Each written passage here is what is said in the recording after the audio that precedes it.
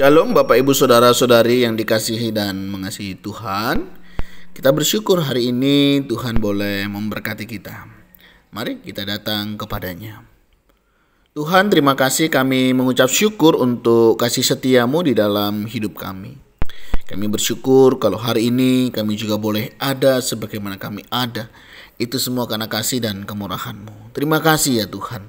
Sebentar kami akan membaca dan merenungkan firman-Mu. Berfirmanlah dan biar kami mengerti apa yang menjadi kehendak-Mu di dalam kehidupan kami. Kami berdoa di dalam nama Tuhan Yesus Kristus. Haleluya. Amin.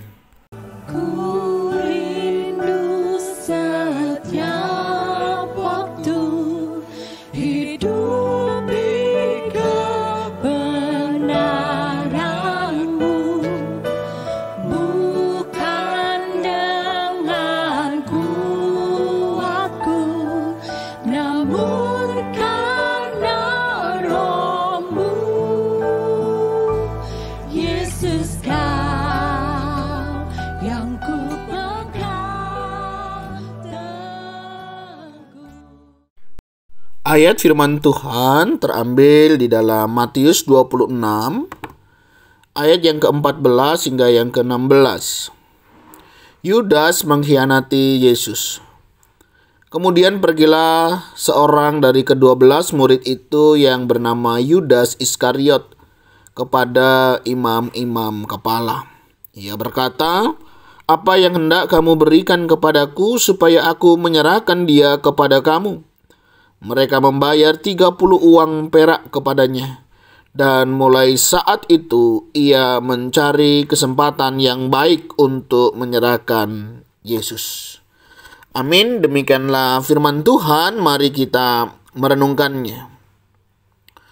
Bapak Ibu Saudara yang dikasihi dan mengasihi Tuhan, pernahkah Bapak Ibu Saudara dikhianati oleh orang-orang yang dekat dengan kita, atau kita yang justru mengkhianati? Berbicara tentang pengkhianatan, tentunya ini sesuatu hal yang tidak menyenangkan.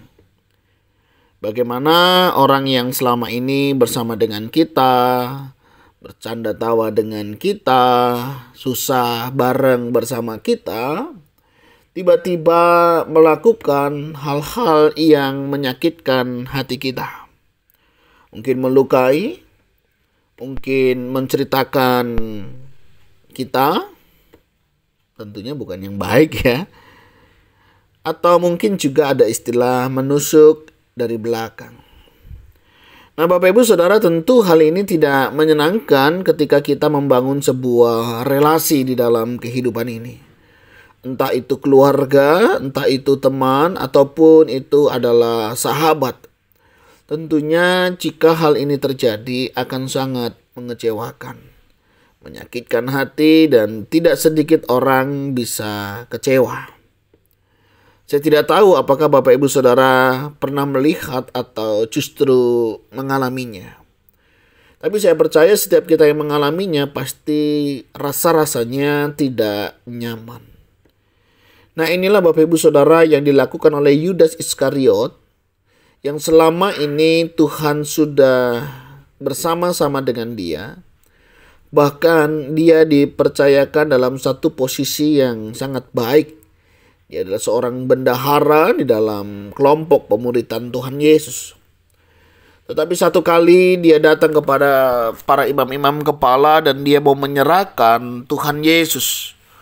Dan apa yang diberikan mereka sangat kecil, sebenarnya hanya 30 uang perak yang diberikan kepada Yudas. Nah Bapak Ibu Saudara, bayangkan orang yang selama ini bersama, sudah ditolong begitu ya, sudah diajar-ajari, bahkan mungkin sudah diperlengkapi dengan berbagai hal, tetapi justru membalasnya dengan tindakan seperti ini. Seperti kita berbuat baik, melakukan kebaikan sama orang yang kita tolong justru melukai dan menyakiti perasaan kita. Bukan hal yang mudah untuk menghadapi hal ini. Dari pelajaran ini saya mengambil beberapa sisi. Yang pertama, jika kita sebagai korban atau mungkin orang yang dikhianati, yang ditusuk dari belakang, atau yang diperlakukan demikian, sikap apa yang seharusnya kita lakukan? Tentu ini bukan hal yang mudah untuk menerima mereka.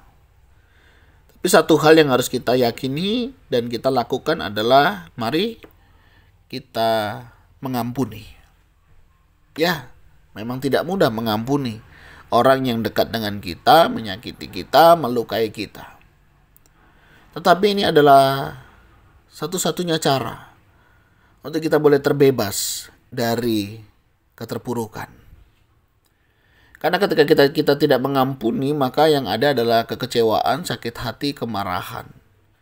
Nah, kalau kita sudah sakit hati, kecewa, marah, tentu akan ada efek-efek yang lainnya.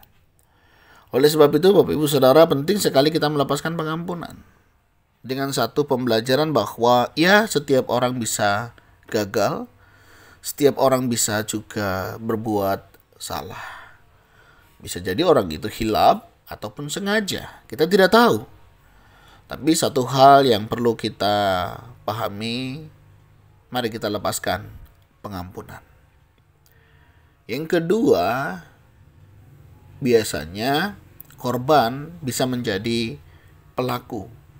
Karena dia sudah pernah diperlakukan demikian, dia juga akan melakukan hal yang demikian. Oleh sebab itu, cukup hal itu berhenti di kita saja. Tidak perlu membalas dendam, tidak perlu membalas, tidak perlu melakukan hal-hal yang lebih dari apa yang mereka lakukan. Yaitu dengan tidak membalasnya. Berhenti di kita, sehingga hal ini tidak menjadi sebuah lingkaran yang akan terus saling menyerang. Nah, ini jika kita yang sebagai korbannya. Dan jika kita adalah pelakunya, maka ya, jadi jika kita menjadi pelaku, yang pertama kita harus sadar. Berhenti untuk tidak melakukan hal yang demikian kembali. Mungkin kita bisa khilaf, kita tidak sadar, atau mungkin sengaja. Tapi kita perlu menyadari jika itu kita ada di posisi mereka, apa yang kita rasakan.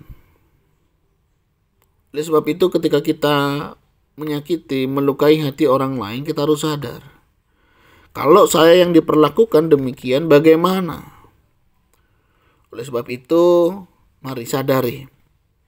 Karena hal itu tentunya tidak menyenangkan apabila kita juga yang merasakannya. Yang kedua, minta maaf, selesaikan perkara itu. Entah itu sengaja ataupun tidak. Supaya hal itu juga tidak menjadi akar pahit, kepahitan, ya, sumber kekecewaan, kemarahan di dalam membangun sebuah relasi. Memang tidak mudah mengakui sebuah kesalahan. Tetapi ketika saudara mau mengakui sebuah kesalahan, itu sesuatu hal yang luar biasa. Berarti saudara menjadi orang-orang yang sudah dewasa karena sadar akan kesalahannya. Selanjutnya saudara tentunya tidak mengulang lagi apa yang saudara sudah lakukan. Dan ini menjadi sebuah kesadaran sehingga hidup kita menjadi lebih baik. Belajarlah menghargai orang-orang yang sudah berjasa dengan kita. Ingat dulu kita siapa. Kemudian hari ini kita siapa. Ingat bagaimana mereka menolong dan membantu kita. Ingat bagaimana mereka membawa kita sampai di titik ini. Ya, wajar saudara kita kecewa, marah, seperti itu. Tetapi apakah hal itu akan menolong kita menjadi lebih baik ketika kita melakukan hal-hal yang demikian? Harusnya jika saudara memang ada sesuatu yang mengganjal, selesaikan. Sehingga hal itu tidak menjadi dosa dan menyakitkan banyak orang. Nah, oleh sebab itu Bapak Ibu Saudara, mari siapapun kita hari ini, apapun yang terjadi dan di posisi manapun kita, sadari bahwa setiap kita juga berpotensi untuk berkhianat. Setiap kita juga bisa berpotensi saling melukai. Oleh sebab itu, Marilah kita saling mengampuni, saling menyadari, saling menerima, dan belajar untuk membawa perkara ini juga kepada Tuhan. Dan kiranya renungan firman Tuhan hari ini boleh menolong kita bagaimana kita menyingkapi ketika kita dikecewakan ataupun kita yang mengecewakan. Dan kiranya Allah Roh Kudus boleh menolong dan memampukan kita di dalam kita melakukan kehendak-Nya. Mari kita berdoa.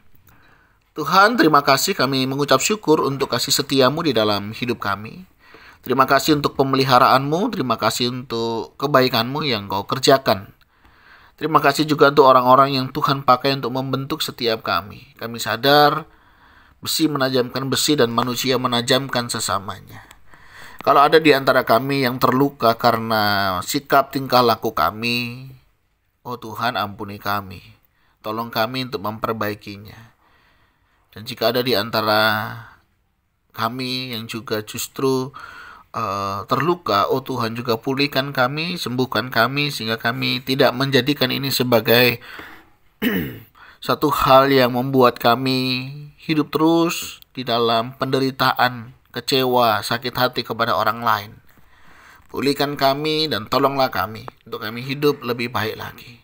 Kami berdoa Tuhan di dalam nama-Mu, Tuhan Yesus Kristus. Haleluya. Amin. Bapak Ibu Saudara, demikianlah renungan kita hari ini, kiranya boleh menolong dan memberkati setiap kita. Tuhan Yesus memberkati. Shalom.